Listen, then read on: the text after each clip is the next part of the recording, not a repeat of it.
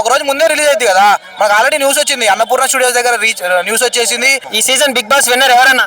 అన్న తనుజ విన్నర్ అయిపోయింది అన్న, ఇప్పుడే తెలిసింది న్యూస్. తనుజ విన్ అయిపోయింది. Bigg Boss 9 winner first time lady winner అయిందన్న. అయితే మాత్రం ఖచ్చితంగా అన్ఫేర్ అన్న, ఎందుకంటే ఈసారి ఎవరికో ఒక లేడీకి ఇవ్వాలని వాళ్ళు ఫిక్స్ అయ్యారు, మా టీవీ టీంకి ఇవ్వాలని వాళ్ళు ఫిక్స్ అయ్యారు.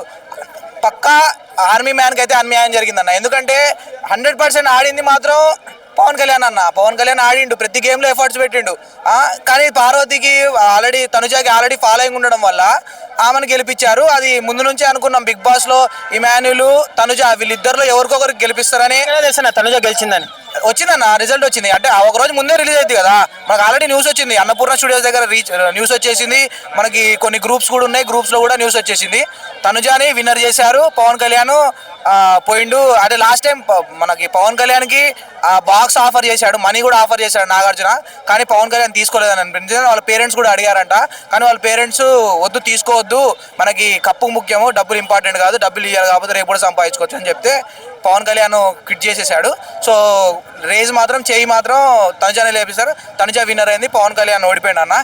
ఆల్రెడీ ముందే తెలుసు అన్న, ఎందుకంటే కామనర్ని టాప్ 2 దాకా తీసుకురావడమే విచిత్రం. కానీ దీనివల్ల నెక్స్ట్ ఎవరైనా అగ్రి పరీక్ష కానీ కామనర్స్ ముందుకు రారన్న, ఇట్లా చేస్తే మాత్రం అన్ఫేర్ చేస్తే ముందుకు రారు.